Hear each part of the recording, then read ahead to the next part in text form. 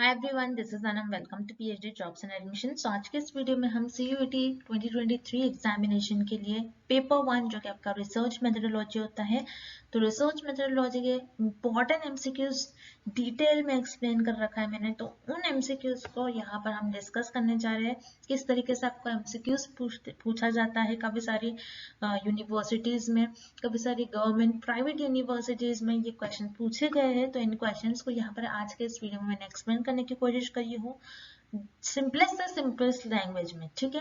तो आपको जिस भी क्वेश्चन में डाउट है आप मुझे कमेंट कर पूछ सकते हो। उसी के साथ साथ मैं आपको बता दूं, आपके सीयूईटी 2023 का सिलेबस आउट हो चुका है, उस पर भी मैंने एक डिटेल वीडियो बना रखा है। तो आपको किस तरीके से स्टडी करना है, कितना आपको किस टॉपिक से क्वेश्चन आने के चांसेस है, किस तरीके से और कब तक ये अपने एग्जामिनेशन डेट जल्द ही, क्योंकि आपका सिलेबस इन्होंने शेयर कर दिया तो आपका एग्जामिनेशन डेट भी जल्द ही अनाउंस कर दिए जाएंगे। तो जितने जल्दी हो सके आपको प्रिपरेशन को स्टार्ट करना है, क्योंकि जो एग्जाम डेट आती है 15 डेज बाद की एग्जाम डेट आपके साथ शेयर करी जाती है, या फिर 1 महीने बाद की। तो बहुत कम टाइम होता है प्रिपरेशन के लिए, आपको बहुत अच्छी तरीके से प्रिपरेशन करना है। कंपटीशन काफी तगड़ा होने वाला है, क्योंकि एनटीए इस बार आपका एग्जाम कंडक्ट कर रही है। काफी सारे स्टूडेंट्स अपीयर होते हैं जिससे कि सीट लिमिटेड होती है। तो आपको याद रखना है, अच्छे तरीके से प्रिपरेशन करनी है। आपके जो भी डाउट्स है, आपको जिस भी तरीके की प्रॉब्लम है, आप मुझे कमेंट करके पूछ सकते हो। उसी के साथ साथ हमारे कोर्स में हम आपको कंप्लीट गाइडेंस देते हैं, कंप्लीट हम आपको बताते हैं कि कहाँ से क्वेश्चन आने के चांसेस है, कितना आपको स्टडी करना है, किस पार्ट से कौन सा पार्ट इंपॉर्टेंट है, किस पार्ट पर आपको ज्यादा फोकस देना है, कौन सा पार्ट आपको ज्यादा उस पर पॉइंट पर फोकस नहीं रहना है, किस पॉइंट से ज्यादातर क्वेश्चन नहीं भी पूछे जाते हैं, अब आप उस पर आपको टाइम वेस्ट नहीं करना है। ये सारी चीजें हमारे कोर्स में आपको बताते हैं, जिसके लिए आपको स्क्रीन पर नंबर शो हो रहा है। इस नंबर पर आप हमें व्हाट्सएप के थ्रू कांटेक्ट कर सकते हो, या फिर आप हमारे ऐप के थ्रू डायरेक्टली स्टडी मटेरियल को एक्सेस कर पाओगे। So that's it, time waste नहीं करते, आज के सेशन को हम स्टार्ट करते हैं। जैसा कि आप स्क्रीन पर देख सकते हो, यहाँ पर पेपर 1 जो कि आपका रिसर्च मेथोडोलॉजी होता है, हर एक स्टूडेंट के लिए रिसर्च मेथोडोलॉजी जो है ये कॉमन होने वाला है। तो रिसर्च मेथोडोलॉजी के लिए जैसे कि आप स्क्रीन पर देख सकते हो, हम ये सब कंटेंट आपको प्रोवाइड कर रहे हैं, जिसमें आपको वीडियो लेक्चर्स देखने मिलेंगे, जो कि थ्योरी प्लस एमसीक्यूज दोनों वीडियो लेक्चर्स हैं। हम आपको यहाँ पर वीडियो लेक्चर्स के थ्रू आपके कॉन्सेप्ट्स को क्लियर करवाएंगे। देन मॉक टेस्ट, हर एक मॉक टेस्ट में 40 एमसीक्यूज है, उस तरीके से आपके मॉक टेस्ट में 400 एमसीक्यूज यहाँ पर आपकी प्रैक्टिस हो जाती है। देन नेक्स्ट नोट्स काफी इंपॉर्टेंट है, बहुत सिंपलेस्ट वे में हर एक पॉइंट्स को यहाँ पर मैंने एक्सप्लेन कर रखा है। तो आपके जो भी डाउट्स है, आपको जो भी हर एक टॉपिक में डाउट्स है, अगर आप एक बारी नोट्स के थ्रू उसको रीड कर लेते हो तो वहां पर आपका डाउट, हर एक डाउट आपका क्लियर हो जाएगा। तो नोट्स में हमने के इम्पोर्टेंट पॉइंट्स को आप देखोगे, जो भी हमारे बैच के स्टूडेंट है, वहां पर मैंने इंपॉर्टेंट पॉइंट्स को हाईलाइट कर रखा है, जिससे कि आप उन पॉइंट्स को, उन वर्ड्स पर फोकस कर सको। देन उसके बाद पीडीएफ हम आपको प्रोवाइड करते हैं, जिसमें 1500 से भी ज्यादा इंपॉर्टेंट क्वेश्चंस है, जिसमें हमने आपको प्रीवियस ईयर क्वेश्चंस आपके साथ डिस्कस करा है, एंड मोस्ट एक्सपेक्टेड एमसीक्यूज भी यहाँ पर आपके साथ शेयर करा है। तो सारा कंटेंट आपको बाइलिंगुअल लैंग्वेज, हिंदी इंग्लिश दोनों लैंग्वेज में हम प्रोवाइड करते हैं। तो ये सारा कंटेंट जो है, इससे आपको 100% हम पासिंग गारंटी देते हैं कंटेंट के थ्रू, कि हमारे कंटेंट से एग्जामिनेशन में क्वेश्चंस आपको पूछे जाने के चांसेस है। तो उसके लिए आपको स्क्रीन पर जो नंबर नजर आ रहा है व्हाट्सएप के थ्रू, या फिर अगर आप हमारे ऐप के थ्रू कंटेंट को एक्सेस करते हो तो आपको सारी चीजें एक ही जगह पर मिल जाती है। ऐप पर हमारा प्रॉपरली हर एक चीज आपको टॉपिक वाइज हर एक चीज आपको एक ही जगह पर ऐप पर मिल जाएगा। आपके पास एक्सेस होगा, आप जब भी चाहो वहां से आप रीड कर सकते हो। आपके सारा कंटेंट आपको एक ही जगह पर ऐप पर इजीली अवेलेबल होगा। तो ऐप के लिए लिंक भी हमने comment section as well as description box में आपके लिए लिंक प्रोवाइड कर रखी है हमारे ऐप पर, तो आप वहां से डायरेक्टली कंटेंट को एक्सेस करिए। जैसे कि आप स्क्रीन पर देख सकते हो, पेपर 2 का भी हम आपको स्टडी मटेरियल प्रोवाइड करते हैं, जिसमें आपको full syllabus notes, MCQs plus previous year questions भी देखने मिलेंगे। इन सारे सब्जेक्ट्स पर हम आपको स्टडी मटेरियल प्रोवाइड कर रहे हैं। अगर इन सारे सब्जेक्ट्स के अलावा भी आपको कोई और सब्जेक्ट का स्टडी मटेरियल चाहिए तो आप मुझे कॉमेंट कर बता सकते हो।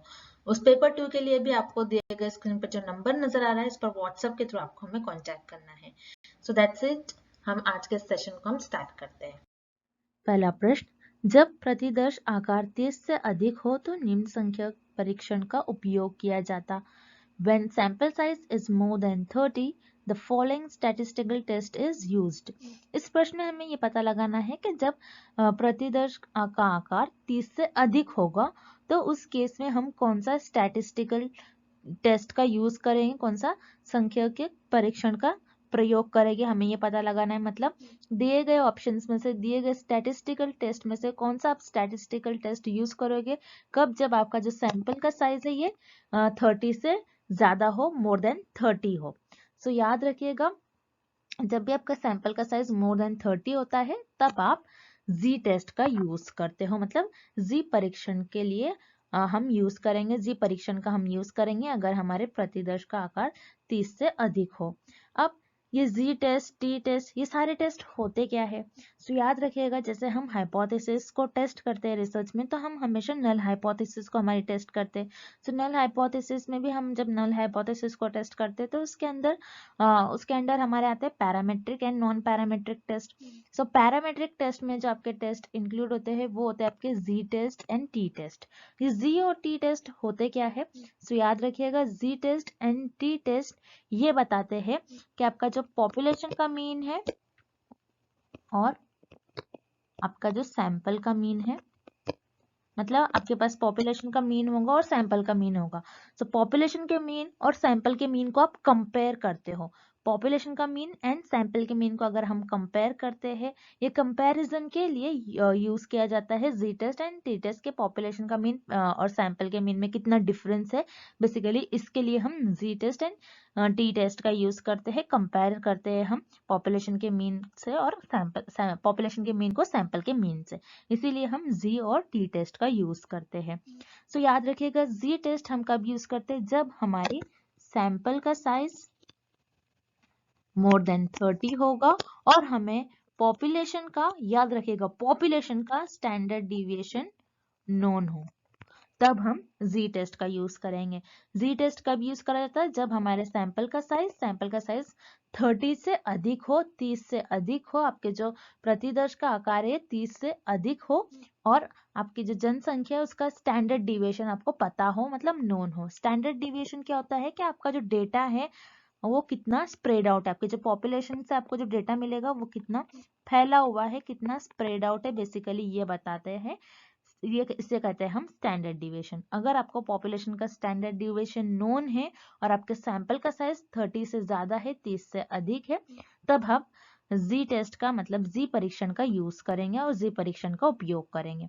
अगर आपके जो सैंपल है, सैंपल का साइज याद रखिएगा, बहुत इंपॉर्टेंट है, सैंपल का साइज 30 से कम है और आपको पॉपुलेशन का स्टैंडर्ड डिविएशन अननोन है, आपको पता नहीं है पॉपुलेशन का स्टैंडर्ड डिविएशन, सो उस केस में आप टी टेस्ट का यूज करोगे, मतलब टी परीक्षण का प्रयोग करोगे। सो याद रखिएगा, टी टेस्ट हम कब यूज करते हैं? जब सैंपल का साइज 30 से कम हो और पॉपुलेशन का स्टैंडर्ड डिविएशन अननोन हो, तो उस केस में हम टी टेस्ट का यूज करेंगे। और जी टेस्ट कब यूज करते हैं? जब सैंपल का साइज 30 से ज्यादा हो, 30 से अधिक हो और हमें पॉपुलेशन का स्टैंडर्ड डिविएशन नोन हो, तो उस केस में हम जी टेस्ट का यूज करेंगे। और इस प्रश्न में हमें यही पूछा गया है कि अगर आपका जो सैंपल का साइज है, मतलब आपके प्रतिदर्श का आकार 30 से अधिक है, मतलब 30 से ज्यादा है, तो उस केस में आप कौन सा टेस्ट यूज करोगे और किस टेस्ट का, किस परीक्षण का उपयोग करोगे? आप सिर्फ और सिर्फ जी टेस्ट का। सो याद रखिएगा, इस क्वेश्चन का आपका राइट आंसर हो जाएगा जी टेस्ट। और यहाँ पर हमें एक और विकल्प दिया गया है, एक और ऑप्शन दिया गया है, सैंपल टेस्ट। सैंपल टेस्ट क्या होता है? बेसिकली कि आप सैंपल पर टेस्ट परफॉर्म करते हो, आप आपका जो सैंपल चुन लेते हो, मतलब आपका जो नमूने चुन लेते हो आप रिसर्च में स्टडी करने के लिए, आपके शोध के लिए। सो आप सैंपल पर रिसर्च करते हो और सैंपल को टेस्ट करते हो और उस टेस्ट से आपके जो रिजल्ट मिलते हैं पूरी पॉपुलेशन पर अप्लाई करते हो, उसे हम कहते हैं सैंपल टेस्ट। तो सैंपल टेस्ट का इस क्वेश्चन से कोई लेना देना नहीं है। सो यहाँ पर आपका ऑप्शन सी और ऑप्शन बी दोनों भी इनकरेक्ट हो जाएगा और इस क्वेश्चन का, इस प्रश्न का आपका जो सही उत्तर हो जाएगा वो आपको विकल्प ए में गिवन है, वो जो कि है जी टेस्ट। अगर आपके जो सैंपल का साइज है 30 से अधिक है, 30 से ज्यादा है, तो उस केस में आप जी टेस्ट का यूज करोगे। तो यहाँ पर आपका ऑप्शन है राइट हो जाएगा। अगला प्रश्न, what is your favourite television programme? This is, आपका पसंदीदा टेलीविजन कार्यक्रम कौन सा है? सो इस क्वेश्चन में हमें एक क्वेश्चन गिवन है जिसमें हमें फाइंड आउट करना है कौन से टाइप का क्वेश्चन होगा। So what is your favourite television programme, मतलब आपका फेवरेट टेलीविजन प्रोग्राम क्या है। तो ये कौन से क्वेश्चन होगा, या ये क्लोज एंडेड क्वेश्चन होगा, ऑब्जर्वेशनल क्वेश्चन होगा, या फिर एक ओपन एंडेड क्वेश्चन होगा। मतलब आपका पसंदीदा टेलीविजन कार्यक्रम कौन सा है, ये आपका परिबद्ध प्रश्न होगा, प्रश्नात्मक प्रश्न होगा, या फिर एक खुला प्रश्न होगा, हमें ये पता करना है। तो याद रखिएगा यहाँ पर आप क्या कर रहे हो, आपका एक टेलीविजन, एक फेवरेट टेलीविजन प्रोग्राम है, आप उसका बताया, आपका एक पसंदीदा टेलीविजन कार्यक्रम है, आप उसका नाम बताओगे तो कुछ स्पेसिफिक नाम होगा, बस आप उसका एक नाम ही बताओगे, जैसे किसी का स्टार प्लस, जी टीवी, तो यहाँ पर एक पर्टिकुलर एक नाम है, ये आपके टेलीविजन का एक नाम है। तो आप एक स्पेसिफिक नाम है, यहाँ पर आपको कोई डिटेल में एक्सप्लेन नहीं करना है, आपको बस आपका टेलीविजन का नाम बताना है। तो यहाँ पर ये जो आपका क्वेश्चन हो जाएगा, ये आपका क्लोज एंडेड क्वेश्चन हो जाएगा, जिसे हम कहते हैं परिबद्ध प्रश्न। तो क्लोज एंडेड क्वेश्चन में आप yes no type, MCQs type के क्वेश्चंस देखोगे, और जिसमें आप स्मॉल वर्ड में आंसर करोगे, जिसमें आप आपकी पूरी ओपिनियन को आगे नहीं रखोगे, उसे हम कहते हैं क्लोज एंडेड क्वेश्चन। तो यहाँ पर आपका ऑप्शन ए सही हो जाएगा, विकल्प ए आपका इस क्वेश्चन का सही आंसर हो जाएगा। देन ऑप्शन बी, जो रिमेनिंग ऑप्शन है उन्हें भी हम एक बार देख लेते हैं। Option B an observational question, जिसे हम कहते हैं प्रश्नात्मक प्रश्न। मतलब आप ऐसा क्वेश्चन पूछ रहे हो कि किसी के ऑब्जर्वेशंस पर बेस्ड हो, आप किसी के ऑब्जर्वेशनल क्या होता है, किसी को ऑब्जर्व कर कर आप कुछ बता रहे हो। सो यहाँ पर आप किसी ऑब्जर्वेशन पर बेस्ड क्वेश्चन नहीं पूछ रहे हो, सो यहाँ पर आपका ऑप्शन बी गलत हो जाएगा, इनकरेक्ट हो जाएगा। Then option C open ended question, जिसे हम कहते हैं खुला प्रश्न और मुक्त प्रश्न।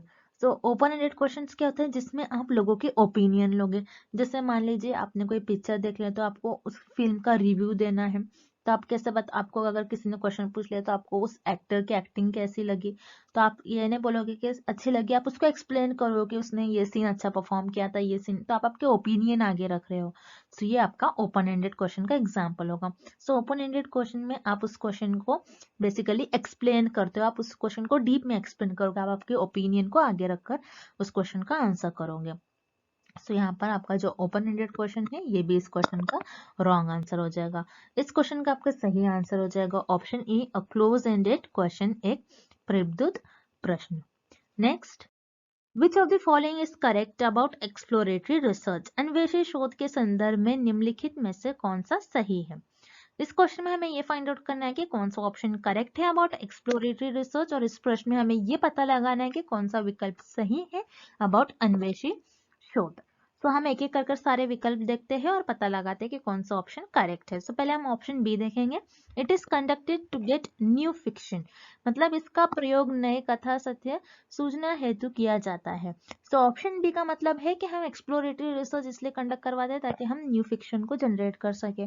फिक्शन का मतलब क्या होता है, आपको ये पता होना चाहिए। फिक्शन जो इमेजिनेशन से क्रिएट की जाती है, जैसे कोई स्टोरी है जो इमेजिनेशन से क्रिएट की जाती है, जैसे स्पाइडरमैन की स्टोरी, ये इमेजिनेशन से क्रिएट की गई, वो रियलिटी में एग्जिस्ट नहीं करता है, लेकिन वो इमेजिनेशन की बेसिस पर क्रिएट करी गई।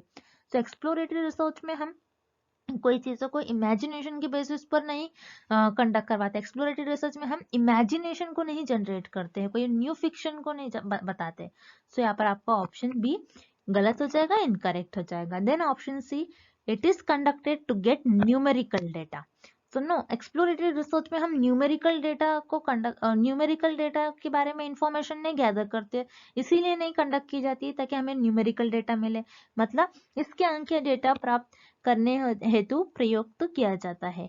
नहीं, एक्सपेरिमेंटल रिसर्च में हम कोई अंकीय डेटा, मतलब कोई न्यूमेरिकल डेटा को प्राप्त करने के लिए हम एक्सप्लोरेटरी रिसर्च नहीं करते हैं। एक्सप्लोरेटरी रिसर्च में हम न्यूमेरिकल डेटा को गैदर करने के लिए हम एक्सप्लोरेटरी रिसर्च कंडक्ट नहीं करवाते। सो यहाँ पर आपका ऑप्शन सी भी रॉन्ग हो जाएगा। Then option D, it is conducted to seek geographical data, मतलब इसके भौगोलिक डेटा की तलाश करने के लिए प्रयुक्त किया जाता है। नहीं, आप एक्सप्लोरेटरी रिसर्च में ज्योग्राफिकल डेटा से करने के लिए हम एक्सप्लोरेटरी रिसर्च नहीं कंडक्ट करवाते। एक्सप्लोरेटरी रिसर्च होता है, एक्सप्लोरेटरी रिसर्च जो होता है जिसमें आप ज्योग्राफिकल डेटा के बारे में इंफॉर्मेशन गैदर नहीं करते हो। सो यहाँ पर आपका ऑप्शन डी भी गलत हो जाएगा। सो याद रखिएगा, एक्सप्लोरेटरी रिसर्च आप कंडक्ट करवाते हैं टू रिजॉल्व एम्बिग्यूटी।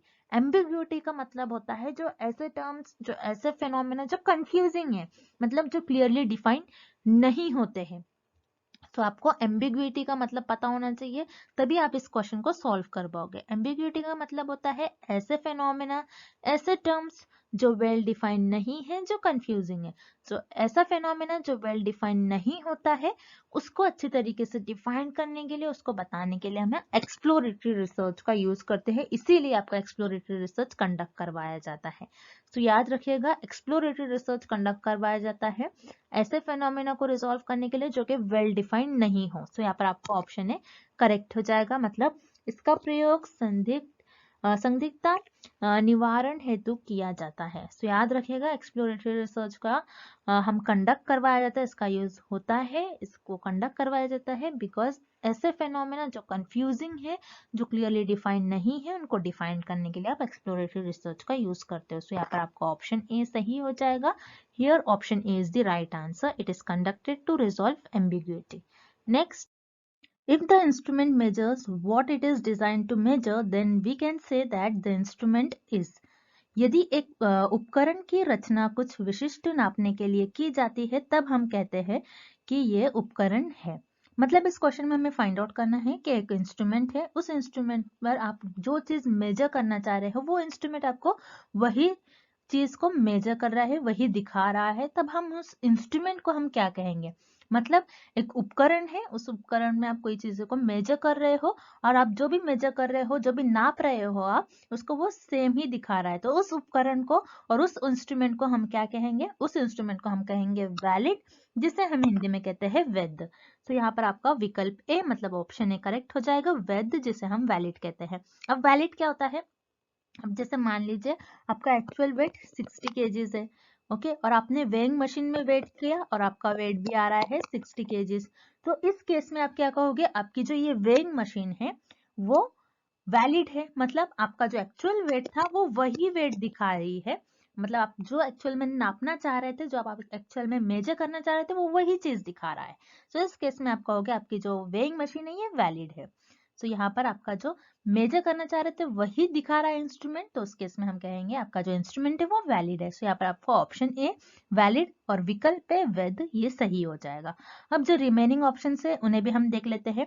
रिलायबल जिसे हम कहते हैं विश्वसनीय। तो रिलायबल क्या होता है, जैसे मान लीजिए आपका एक्चुअल वेट 60 केजीज है, हम फिर से वही एग्जांपल लेते हैं, आपका एक्चुअल वेट 60 केजीज है और आपने वेइंग मशीन लिया और आपने बार बार वेट किया, मान लीजिए आपने 3 बार वेट किया और तीनों भी बार आपका 56 और 56 केजीज वेट आ रहा था। तो यहाँ पर आपने क्या किया, 3 बार आपने वजन किया और आपका वजन तीनों भी बार 56 और 56 से आ रहा था। मतलब इस केस में आप जो नापना चाह रहे थे, आपकी जो एक्चुअल मेजरमेंट है, आपकी जो एक्चुअल रीडिंग है, वो नहीं दिखा रहा है मशीन। सो इस केस में आपका हो गया आपकी जो वेइंग मशीन है ये रिलायबल है। सो यहाँ पर आपका ऑप्शन बी इनकरेक्ट हो जाएगा, क्योंकि रिलायबल क्या होता है, जो एक्चुअल में होता है उसको वो मेजर नहीं कर पाता है और बार बार रीडिंग लेने पर सेम ही आती है, उसे हम कहते हैं रिलायबल। देन यूजफुल, यूजफुल का मतलब होता है जिसे हम उपयोग करते हैं, जिसे हम यूज करते हैं। सो यहाँ पर यूजफुल तो इस क्वेश्चन का करेक्ट ऑप्शन नहीं हो जाएगा। Then option D practical, practical मतलब जिसे हम कहते हैं व्यवहारिक, मतलब आप जिसे चीजों को टेस्ट करते हो उससे हम कहते हैं प्रैक्टिकल में आप क्या करते हो, चीजों को टेस्ट करते हो, लेकिन यहाँ पर प्रैक्टिकल में आपको जो आप मेजर करना चाह रहे हो वो नहीं दिखा पाता। सो यहाँ पर आप जो आपका ऑप्शन डी है ये भी गलत हो जाएगा। तो ऐसा इंस्ट्रूमेंट जिसमें आप जो चीजों को मेजर करना चाहते हो वो वही दिखा रहा है, तो उस इंस्ट्रूमेंट को हम कहते हैं वैलिड। तो यहाँ पर आप जो आपका विकल्प ए है वैध और जो आपका ऑप्शन है वैलिड ये सही हो जाएगा। नेक्स्ट क्वेश्चन, सत्य होने की स्थिति में नगण्य परिकल्पना की अस्वीकृति क्या कहलाती है? Rejection of null hypothesis when it is true is called. इस प्रश्न में हमें फाइंड आउट करना है, ये पता लगाना है कि आपकी जो नल हाइपोथेसिस है, अगर आपकी नल हाइपोथेसिस मतलब नगण्य परिकल्पना आपकी सत्य है, नगण्य परिकल्पना मतलब नल हाइपोथेसिस आपकी ट्रू है, ट्रू होने पर भी, सत्य होने पर भी आपने इसको रिजेक्ट कर लिया, मतलब आपने इसको अस्वीकार कर लिया, देन उस केस में ये आपकी कौन सी त्रुटि होगी, या आपके कौन से टाइप का एरर होगा, हमें ये फाइंड आउट करना है। अब जैसे कि आपको पता होना चाहिए कि हाइपोथेसिस क्या होती है, मतलब परिकल्पना क्या होता है। हाइपोथेसिस एक टेंटेटिव स्टेटमेंट होता है जो आपके शोधकर्ता के अंदाजे और अनुमान पर आधारित होता है। आपको याद रखना है, बहुत इंपॉर्टेंट है। हाइपोथेसिस मतलब परिकल्पना, जिसे हम परिकल्पना भी कहते हैं, ये एक टेंटेटिव स्टेटमेंट होता है जो शोधकर्ता के अंदाजे और अनुमान पर बेस्ड होता है और इसी को शोधकर्ता अपनी रिसर्च में टेस्ट करते हैं। अब जो हाइपोथेसिस है उसे टेस्ट करने में रिसर्चर से गलती होती है, उसी को हम कहते हैं एरर्स और त्रुटि। अब रिसर्च में दो टाइप की त्रुटि होती है, एक होती है आपके टाइप 1 एरर, एक होता है टाइप 2 एरर। टाइप 1 त्रुटि और टाइप 2 त्रुटि, तो ये आपको याद रखना है। ये टेबल बहुत इंपॉर्टेंट है, इस फिगर में आपको देखना है। जैसे कि आपकी जो नल हाइपोथेसिस है, मतलब आपकी जो नगण्य परिकल्पना है, अगर ये ट्रू है मतलब ये सत्य है, सत्य होने पर भी आपने इसको अस्वीकार कर लिया, आपने इसको रिजेक्ट कर लिया, तो ये हो जाती है आपकी टाइप 1 एरर और टाइप 1 त्रुटि। अगर आपकी जो नल हाइपोथेसिस है, मतलब जो नगण्य परिकल्पना है, ये फॉल्स है, मतलब ये गलत है, गलत होने पर भी आपने इसको एक्सेप्ट कर लिया, मतलब आपने इसको स्वीकार कर लिया, देन ये हो जाती है आपकी टाइप 2 एरर और टाइप 2 त्रुटि। और इस प्रश्न में हमें पूछ रहा है कि आपकी जो आपकी नगण्य परिकल्पना है, जो आपकी नल हाइपोथेसिस है, वो ट्रू है, मतलब वो सत्य है, सत्य होने पर भी आपने उसको अस्वीकार कर लिया, तो वो कौन सी एरर कहलाएगी, वो कौन सी त्रुटि कहलाएगी, आपकी टाइप 1 त्रुटि। ओके, आपने क्या कर लिया, आपकी जो नल हाइपोथेसिस थे, आपकी नगण्य परिकल्पना है, वो सत्य है, और फिर आपने इसको रिजेक्ट कर लिया, आपने इसको अस्वीकार कर लिया, सो वो हो जाती है आपकी टाइप 1 एरर और टाइप 1 त्रुटि। और जब आपकी नल हाइपोथेसिस फॉल्स होगी, फिर भी आपने उसको, मतलब आपकी नल हाइपोथेसिस गलत होगी, फिर भी आप उसको स्वीकार कर लेते हो, तो वो हो जाती है आपकी टाइप 2 एरर। सो इस प्रश्न का आपका सही उत्तर होगा विकल्प बी, जो कि है टाइप 1 त्रुटि। अब आपको सैंपलिंग एरर, त्रिदृश त्रुटि और स्टैंडर्ड एरर, मतलब नामक त्रुटि। सो ये जो सैम्पलिंग से रिलेटेड है, ये जो टर्म्स है आपकी सैम्पलिंग से रिलेटेड है। जब मैं आपको वो कॉन्सेप्ट समझाऊंगी तब हम ये सारे टर्म्स देखेंगे, तो आपको अभी कंफ्यूज नहीं होना है। आपको इस प्रश्न में बस इतना ही याद रखना है, type 1 error and type 2 error, type 1 त्रुटि और टाइप 2 त्रुटि क्या होती है। तो इस प्रश्न का आपका सही उत्तर हो जाएगा ऑप्शन बी, टाइप 1 एरर और टाइप 1 त्रुटि। अगला प्रश्न, What is the difference between the mean of a researcher's sample and the mean of the population of the sample known as? एक शोधकर्ता के नमूने और जनसंख्या के नमूने के मध्य के बीच अंतर को क्या कहते हैं। मतलब यहाँ पर इस क्वेश्चन में हमें एक डेफिनेशन दी गई है, हमें फाइंड आउट करनी है कि ये डेफिनेशन किस ऑप्शन की डेफिनेशन होगी। अब इस डेफिनेशन में हमें ये बताया गया है कि आपके जो पॉपुलेशन है, मतलब आपकी जो जनसंख्या है, जनसंख्या और आपके जो सैंपल, मतलब रिसर्चर्स के सैंपल, मतलब आपके जो सैंपल से आपको इंफॉर्मेशन मिल रही है उसका मीन, पॉपुलेशन का मीन और सैंपल का मीन से आपको जो इंफॉर्मेशन मिल रही है, उनका डिफरेंस, क्या होगा, उनका अंतर को हम क्या कहेंगे। मतलब यहाँ पर पॉपुलेशन का आपका मीन, पॉपुलेशन का मीन माइनस सैंपल का मीन, इस डिफरेंस को हम क्या कहेंगे। सो यहाँ पर आप क्या कर रहे हो, पॉपुलेशन का मीन, मतलब पॉपुलेशन का जो भी मीन होगा वो आप लिखोगे, और सैंपल का मीन, सैंपल जिस पर हम रिसर्च परफॉर्म करते हैं, जिस पर हम शोध परफॉर्म करते हैं। सो शोधकर्ता का जो सैंपल होता है और सैंपल से हमको जो इंफॉर्मेशन मिलती है उसका डिफरेंस, अगर आप इन दोनों का डिफरेंस लोगे तो इस डेफिनेशन को हम कहते हैं सैंपलिंग एरर, सैंपलिंग एरर और सैंपल एरर। तो ये जो डेफिनेशन आपको दी गई है, तो ये डेफिनेशन आपकी होगी सैंपल एरर की, जिसे हम कहते हैं नमूनाकरण त्रुटि। तो यहाँ पर आप जो आपका ऑप्शन ए है ये सही हो जाएगा। तो ये डेफिनेशन जो आपको गिवन है ये सैंपल एरर की गिवन है। अब जो रिमेनिंग ऑप्शन है उसे भी हम एक बारी देख लेते हैं। सो कॉन्फिडेंस इंटरवल, जिसे हम कहते हैं विश्वास अंतराल, सो कॉन्फिडेंस इंटरवल क्या होता है कि आपको कॉन्फिडेंस होता है कि आपका जो रिजल्ट है वो कितने % सही आएगा, आपका आपके रिजल्ट पर कॉन्फिडेंस, उसे हम कहते हैं कॉन्फिडेंस इंटरवल।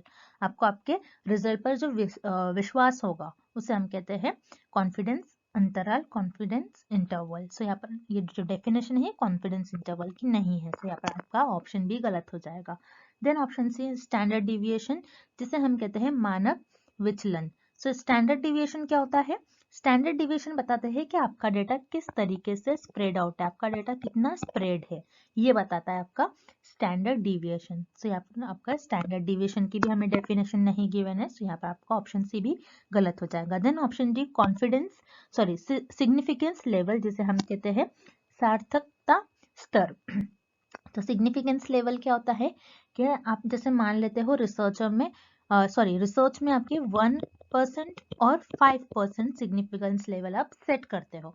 मतलब आप ये देखते हो कि इतने % आपके रिसर्च में एरर होने के चांस है। अगर आपके इससे कम एरर आता है आपके रिजल्ट में, तो आप कहोगे कि आपके जो रिजल्ट है वो सही है, मतलब आपके जो रिजल्ट है वो बाय चांस नहीं आ रहे हैं, जो एक्चुअल में जो रियलिटी में रिजल्ट आना है वही आ रहा है। सो उससे हम कहते हैं सिग्निफिकेंस लेवल। सो ये सिग्निफिकेंस लेवल की भी हमें डेफिनेशन नहीं गिवन है, सो यहाँ पर भी आपका ऑप्शन डी गलत हो जाएगा। सो इस क्वेश्चन का सही ऑप्शन हो जाएगा ऑप्शन ए सैंपल एरर, जिसे हम कहते हैं नमूनाकरण त्रुटि। Next, origin of hypothesis lies in, परिकल्पना का मूल उत्पत्ति किसमें निहित है। इस क्वेश्चन में हमें फाइंड आउट करना है आपकी जो हाइपोथेसिस है, हाइपोथेसिस का ओरिजिन क्या होता है, मतलब हाइपोथेसिस आप किस बेसिस पर ले डाउन करते हैं आपकी रिसर्च में, मतलब परिकल्पना की मूल उत्पत्ति किस पे निधन होती है, हमें यह पता करना है। सो परिकल्पना जिसे हम हाइपोथेसिस कहते हैं, हाइपोथेसिस क्या होता है, हाइपोथेसिस आपका एक टेंटेटिव स्टेटमेंट होता है। टेंटेटिव का मतलब है टेम्पररी स्टेटमेंट, जो आप कुछ समय के लिए मान लेते हो। सो आपका जो हाइपोथेसिस का स्टेटमेंट होता है, ये रिसर्चर के आपके जो शोधकर्ता होते हैं उनके एक्सपीरियंस, उनके ऑब्जर्वेशंस और उनके अजम्पशंस, उनके गेसेस पर बेस्ड होता है। मतलब उनको उस पर्टिकुलर टॉपिक पे एक्सपीरियंस होगा, उनको इन्फॉर्मेशन होंगी, उस टॉपिक की बैकग्राउंड इन्फॉर्मेशन होंगी। तो आपकी जो हाइपोथेसिस होती है, परिकल्पना होती है, ये आपके और रिसर्चर के अजम्पशंस और गेसेस पर बेस्ड होता है, उसे हम कहते हैं हाइपोथेसिस और परिकल्पना। और रिसर्चर कुछ समय के लिए मान लेते हैं, ऐसा करने से ऐसा हो सकता है। अगर आप कोई चीज को अजम्पशन कर रहे हो, किसी चीज पर आप अजम्पशन और गेसेस ले डाउन कर रहे हो, सो उस विषय पर, उस टॉपिक पर आपकी कुछ ना कुछ बैकग्राउंड इन्फॉर्मेशन होनी चाहिए, आपका उसमें कुछ ना कुछ इन्फॉर्मेशन, आपके एक्सपीरियंस, आपकी नॉलेज होनी चाहिए, आपको उस पर्टिकुलर सब्जेक्ट में, टॉपिक में कुछ ना कुछ बैकग्राउंड इन्फॉर्मेशन होनी चाहिए। सो आप हाइपोथेसिस तभी ले डाउन करोगे, और हाइपोथेसिस आप किस बेसिस पर ले डाउन करते हैं कि आपके उस पर्टिकुलर सब्जेक्ट टॉपिक में कुछ ना कुछ आपको बैकग्राउंड इन्फॉर्मेशन होनी चाहिए, मतलब पृष्ठभूमि ज्ञान की संबंधित। सो यहाँ पर आपके जो ऑप्शन डी है, मतलब रिचनेस ऑफ बैकग्राउंड नॉलेज, यहाँ पर आपका विकल्प डी इस क्वेश्चन का सही आंसर हो जाएगा। अब जो रिमेनिंग ऑप्शन है उन्हें भी हम एक बार देख लेते हैं। Data collection during research, research में आप डेटा कलेक्ट कर रहे हो, सो रिसर्च में डेटा कलेक्ट करने के लिए आप हाइपोथेसिस नहीं ले डाउन करते हो, तो यहाँ पर जो आपका ऑप्शन है ये इनकरेक्ट हो जाएगा, बिकॉज आप हाइपोथेसिस किस बेसिस पर ले डाउन करते हो, आपकी बैकग्राउंड नॉलेज पर, ना कि आपको जो डेटा कलेक्ट करने वाले उसके बेसिस पर। Then option B result obtained after data analysis, मतलब आंकड़े विश्लेषण के बाद प्रमाणों का प्राप्ति, मतलब आपको जो रिजल्ट मिल रहा है डेटा एनालिसिस के बाद, आपको जो रिजल्ट मिलेंगे उसके बेसिस पर, आपको तो पता नहीं है आपको रिजल्ट क्या मिलेंगे, आपने बस आपकी जो नॉलेज है उसकी बेसिस पर आपने हाइपोथेसिस ले डाउन करी है। आपको रिजल्ट क्या मिलने वाले है आपको तो पता नहीं होता है जब आप हाइपोथेसिस ले डाउन करते हो। सो यहाँ पर आपका जो ऑप्शन भी है ये ऑब्वियसली इनकरेक्ट है। Then option C interpretation of result, मतलब परिणाम की व्याख्या, मतलब रिजल्ट के इंटरप्रिटेशन, मतलब रिजल्ट क्या आने वाला है उसके बेसिस पर आप हाइपोथेसिस नहीं ले डाउन करते हो। अगेन आपको जो बैकग्राउंड इन्फॉर्मेशन होती है, आपकी जो एक्सपीरियंस होता है, आपका जो उस पर्टिकुलर टॉपिक में इंटरेस्ट होता है, उसी के बेसिस पर आप हाइपोथेसिस ले डाउन करते हो। तो यहाँ पर आपका जो ऑप्शन सी है, विकल्प सी है, ये भी गलत हो जाएगा। इस क्वेश्चन का करेक्ट ऑप्शन हो जाएगा आपका option D richness of background knowledge, पृष्ठभूमि ज्ञान की समृद्धि। And thank you for watching this video. Good luck with your preparations.